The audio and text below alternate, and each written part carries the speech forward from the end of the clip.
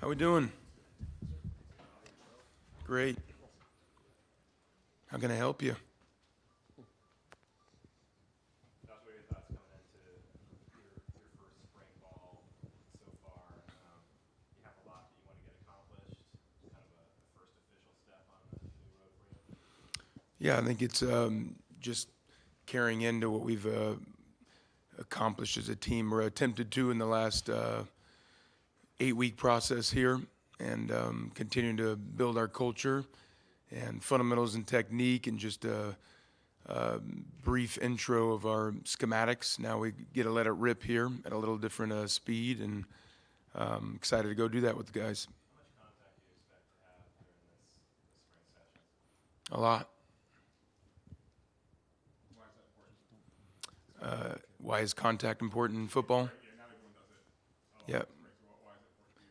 Yeah, we need to establish ourselves as a physical group, and that's what we got to go earn the right to perform in that manner. So you got to go practice it. So certainly anticipating an extremely physical spring, and majority of all our practices will be in full pads and getting after it. I know you want to accomplish a lot of things. Are there 2 or 3 things that are at the top of the list you want to accomplish in the spring? Just continued improvement. So again, impressed with the group. I feel like they've answered the challenge of attempting to be a very connected group. So seeing the guys doing a whole bunch of community engagement, some things outside of this building, a lot of things in this building, and just continue to strengthen our connection, and then of course apply our fundamentals and technique that we've been able to practice up to this point without pads on, and now to apply those, more of a true football setting. Tosh, you brought in 2 young guys as your coordinators, your offensive defensive coordinators, who have not done that before. Tell us how you identified them as the guys you wanted and what you expect out of those guys. Yeah, I think over the years, I'm always looking and establishing, when I do get this opportunity to be the head coach, to be ready as far as staff candidates. And so both those guys you mentioned, our defensive coordinator, Mike Hutchings, as well as Jordan Somerville, our offensive coordinator, those guys have been certainly on my list for a number of years. Every time a head coaching opportunity came up, I communicated with them. Those are the guys that were top of the list, and really benefiting from their NFL pedigree. Both of them have been in the NFL for 3+ years. That was really important in this hire for myself. Goal was to complement this high-power degree in Alumni Association with a strong NFL influence. So myself, having experience coaching in 3 different NFL conferences, along with multiple NFL coaches that we brought aboard here that have had experience either both playing and coaching in the NFL. And so, that was the goal, and fortunate to accomplish that. Yeah, those guys are, like I said, real young, haven't done this before. Does it help that you're there sort of for Michael to lean on, and Rolovich is there for Jordan Somerville if he has questions, issues? Well, hopefully it doesn't hurt, those guys are guys that won through an extensive interview process, establishing if, who those guys, how much those guys really have grown, and really our whole staff. But, it's someone I think that I'm going to put a lot more value into guys that I feel really strong towards, and really have the behavior and habits that I believe would be successful in those roles, rather than suggestions of guys. The place I just came from, similar situation. The guys haven't been play callers necessarily in the past at the coordinator position that have preceded Will Stein, and for an example. And so I think it's more so just the faith and belief that what those guys are capable of. And I think from a work ethic standpoint, certainly an intelligence standpoint, running the rooms they did in the NFL, and that always gets reaffirmed during the hiring process when a bunch of other NFL teams are trying to hire them as the coordinator. So that always helps and reaffirms it. But regardless of that, that those are the guys that I wanted and that I felt would represent this university the right way. With Hutchins and Somerville, they would be the play callers? Yes. Could you talk about just the influence of previous Cal Bears like Cam Jordan, Marshawn Lynch being around the team and what that means to the program? Yeah, I think it was a goal of mine on week one, and I voiced this to the guys that there wouldn't be a single week that goes by where we didn't have somebody of great magnitude that represent this university in the past that's visiting here. We've literally had multiple billionaires come, and whether they come to practice, speak to the fellas, along with those names that you just mentioned. With probably be here all day. Really the names of Tyson Alualu, Cameron Jordan, Trevor Guyton, Deshaun Jackson, Marshawn Lynch, Jared Goff, to name a few. Toli Banakane. Obviously having Jeff MacArthur, Lorenzo Alexander on staff every day here, Mike Safel, and a lot of the guys. I think that's really important to the Cal Bear family, and also guys like Chase Lyman, Wendell Hunter, Zach Follett. From a multiple perspectives. Whether that's a guy that's played 10 plus years in the National Football League, or a guy that's had a limited opportunity or no opportunity at all.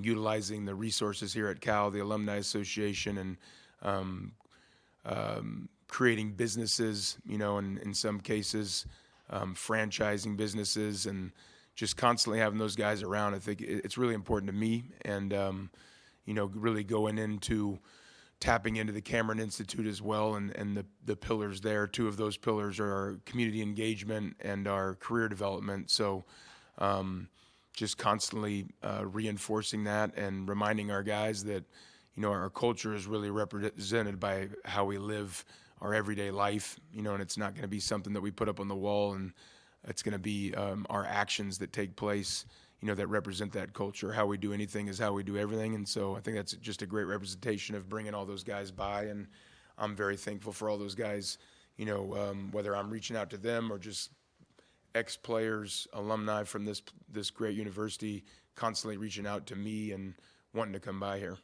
Tosh, the first couple months of this job, it's been all the off-field, building, getting people here, getting players, getting coaches, things like that. How much do you look forward to the on-field part of the coaching job? Yeah, I love to be on the field every day.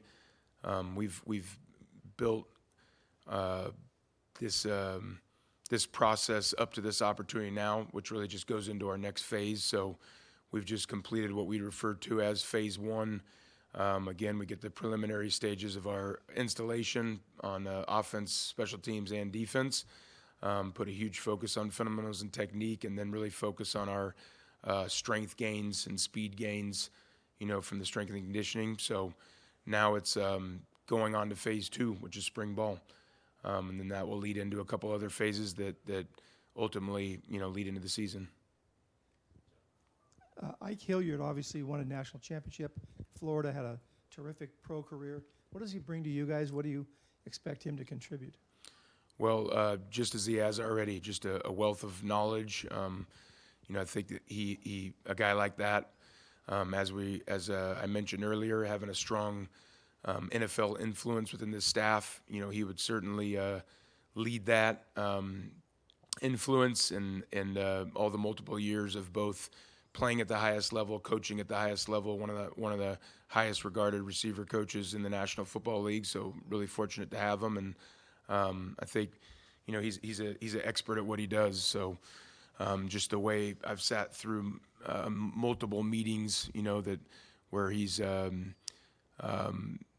translating the information to the wide receiver group and coaching at a high level, the fundamentals and technique, the way the guys are attacking the indie, thankful to have him. Does it matter that he played at a school that had never won a national title and he was part of that for the first time? it's a ridiculous question. It doesn't matter that he played at a school that had not won a national title. Yeah, how much of the offense and defense do you expect to be installed by the end of spring? The majority of our entire playbook. So we have 5 phases. There's a science to exactly what we do. It's originally implemented exactly how we went about it in the National Football League. College football, you're afforded a little more time. So in the early stages, we get a 8-hour rule that we adhere to. That steps up and changes officially tomorrow when we get into a 20-hour rule. And so we're going to utilize every minute of that time. But that's where we start in what we refer to as phase 1, which came from the National Football League. And again, starting on fundamentals and technique, focus on strength gains and speed, our body fat comp, and then that we incorporate our scheme throughout. And then spring ball, there'll be approximately 10 installations on both offense and defense, as well as our special teams. And so the majority of our whole package is focused on there. We'll really go into depth with some situational training throughout spring ball as well. And, the goal is to put our players in as many situations as possible so it's never new come game day. How much of spring ball is also about building chemistry and allowing a lot of the new pieces to, meet and work with one another? Yeah, not a lot changes from our goals, throughout phase 1. So, we're trying to build that chemistry, that goes into our third pillar of the culture, what we refer to as power of unit, and building a strong brotherhood, competing and preparing for something much bigger than yourself. So that just continues into spring ball. So I think there's some situations that will come up now where some heightened sense of adversity can come our way now, and truly competing in moments of fatigue and just the all-out focus of team. So I think the honeymoon is a little bit over now, where we can done our best as far as taxing the guys. Whether it's running mountains, running on the beach, or, running with chains behind our backs, but now, we're in true physical combat here. So I think we find out a lot about each other, and as we progress to getting pads on, we're going to truly find out, who our real football players are. And on that note, how excited are you about, some of the newcomers that you've brought in and just the overall talent level that you have? Yeah, I think we're in the process of assessing that now. So, not having a practice yet, there's some obvious talented individuals, but now it's directing and channeling, their technique, how well they can adapt to the system, how well we can adapt to them, and utilizing their skill set as best as possible. So I think we'll be able to assess that a lot more as we get ripping here in practice. We saw Jaron's personal merch line drop yesterday. How important is it to have a player like that kind of build their personal brand, and how has the staff and university supported him in doing that? Yeah, I think I was there. Were you there? Did you get a chance to go there? You didn't make it. All right. I was there. Ron Rivera was there. A lot of individuals, teammates came out there to support him. I think it's more so here in this building. We're focusing on our team aspect and our culture, but in this day and age, of course, supporting our players, with any NIL opportunity. What I love about Jaron is he's not just a very promising player with great potential. He's a great person, so he's somebody that I've really enjoyed to grow closer towards, any opportunity I can. So if that's an opportunity to go down there and support him, or like 7 o'clock last night in a Bible study, it's something where just constantly with all our players, how much we can connect, not just, through football. So, that was just one more opportunity there to go show him support towards that. Really cool. That's been something special that I think everybody's gotten behind as far as the Cal marketing, within the NCAA compliance rules, as well as myself and everybody just supporting him, and really a lot of our players. You know, there's been some really cool deals for these guys that they can take advantage of. So love to support them, but more so up here, you know, we're not really focused on individual attention. It's more so all about the team and, you know, our celebrating, you know, our pillars of our culture, which Jaron is first and foremost does an elite job at, you know, celebrating team and leading by action thus far. Anything else? Thanks, Coach. Okay, appreciate you guys.